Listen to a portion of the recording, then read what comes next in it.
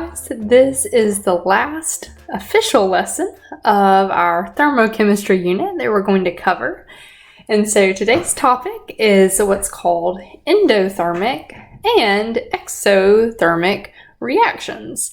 And we kind of mentioned these words briefly when we were talking about Le Chatelier's principle back at the end of Unit 11, but we're going to dive in a little more deeply to them here and talk about kind of how that involves heat. And so these notes are actually already printed for you if you've been printing them out. They're on page 125 of your orange lab manual. And so if you want to ride along as we're talking, that's totally fine, or else you can just kind of follow along on another sheet of paper. But even though endothermic is printed at the top, I'd like us to start with exothermic first. And let's see if we can maybe do a little prefix decoding and just look at our words. So we have exo as the prefix, and then we have thermic as the second part of our word. And so exo, that prefix, tends to mean out. Like, for example, a bug's exoskeleton is its outer coating, and exit is the way you go out of a building. And then thermic, like we said in thermochemistry, that has to do with heat. And so an exothermic reaction is simply a reaction where we have heat going out. So we'll kind of put that in quotes there. So heat goes out, and a more formal way to say that would be that energy, because remember that's all that heat is a form of energy, that energy is being released, okay? And so as a result, energy is treated as a product. So energy treated as a product, because products are what come out of a reaction. And so when you see thermochemical equations, you'll have your reactants on the left, and then along with your products on the right, you'll also see some sort of term there referencing the heat. Okay, so you can see heat, you can see energy, something like that.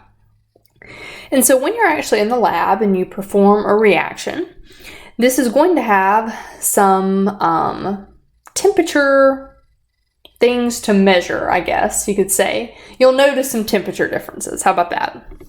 And so let's pretend we have a flask here and that we're going to be doing our reaction. Maybe we can pretend it's bubbling, okay? And so if heat is going out or being released, so we have heat, being released from the reaction. And let's pretend that I put my hand, onto this flask. Excuse my drawing skills here. Make sure I get 5 fingers on there. If I put my hand onto the flask, what do you think I'm going to feel? Yeah, exactly. So if heat is being released from this reaction to my hand, it will feel warmer. And so if I were to stick in a thermometer, what would happen is I would notice that the temperature will increase.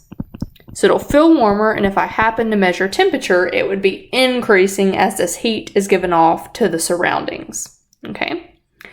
Now, if we look at kind of what's going on behind the scenes with the reactants and products to make this particular heat go out, what we see is that the reactants have more stored chemical energy than the products.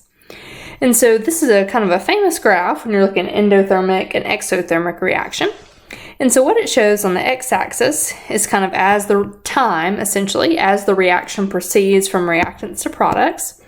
And on the left axis, or on the vertical one rather, it talks about stored chemical energy.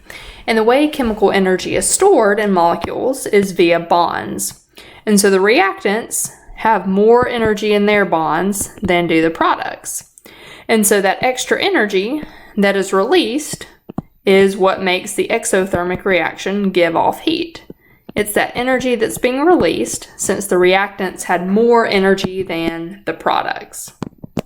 Now, let's kind of flip this scenario and talk about endothermic reactions. So first, let's do a little word breakdown. All right, so we have endo, which means in, all right, or inside. And then thermic, again, we know is referring to heat, okay? So if we had to do a little phrase for this one, just by the name, we could say endothermic is when heat goes in.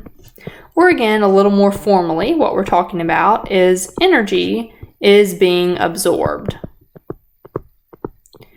And so as a result, in your thermochemical equation, we will treat the heat as a reactant. And so on your reactant side, you'll have whatever chemicals you're dealing with, plus heat, or sometimes you'll see the word energy there, and then your products on the right. Now again, if you were having an endothermic reaction occur in the lab, what might you see or observe? Okay, so what we know is that heat is going in, or it's being absorbed by the reaction itself. Okay, now let's suppose that I take my hand again and I put it on the flask. What will I feel this time? So here's what I need you to think about. If you remember back to the lesson that we did on kind of heat versus temperature, all right? If heat energy is being taken away from your hand, is being absorbed to a different location, your hand is going to start to feel cooler as a result because heat energy is being absorbed away from it. And so that's what happens if you put your hand on that reaction flask, the reaction would be taking in heat from your hand. And so that feeling cooler, if we stuck in a thermometer into this reaction, what we would see is that the temperature would decrease as a result. Okay? And so again, that reaction taking away heat from its surroundings causes the surroundings to have a lower temperature. And the reason for this is kind of the opposite of what we looked at for the exothermic reaction. Here on our graph, the reactants are starting at a lower stored chemical energy than are the products. And so what happens for the reactants to be able to achieve kind of product state, energy has to be supplied or absorbed. So it takes extra energy for the reactants to make that transition to products. Okay, it's kind of like if you were maybe a car, and it had to go uphill, it's going to take some extra energy, some extra input to get there. Now, right quick, kind of before we let you go on and do the homework, I wanted to show you a picture that's going to come up on the homework and talk with you just a little bit more about the behind the scenes, of the reaction. So this is going a little bit more in depth, so just kind of hang with me here. So the reaction, as we know, kind of has two sides. You have your reactant side, and then in the process of the reaction, you're transitioning to products, all right? And we've already established that the reactants have their own stored energy due to their bonds, and the products have their own stored energy also due to their bonds. But now, in order to accomplish this transition from reactants to products, two processes have to occur. So for the reactants, what we have to do is break them apart. So for the reactants, what's happening is we have to break their bonds. And for the products, we have to make new bonds. So the reactant bonds get broken and the product bonds become made, all right? And so there's a little image here that kind of shows that. So here's my reactant molecules, and the first step is to actually break the bonds so that the atoms are separated. Now, just this one process of breaking the reactant bonds, that process is endothermic because it takes energy to break a bond, all right? But if we look at the flip side of that, the process of forming bonds is actually exothermic because it releases energy when atoms bond since it's a favorable state. So the breaking of the reactant molecules, that requires energy. The forming of the product molecules gives off energy. And so what determines whether or not the reaction overall is exothermic or endothermic is kind of how the energy required by these two steps, or the energy changes in these two steps, compare. And so for an exothermic reaction, like we have here, the formation of bonds within the products gives off more energy than is required to break the bonds of the reactants. And so more energy was given off. Therefore, more energy was given off than it took to break the bonds.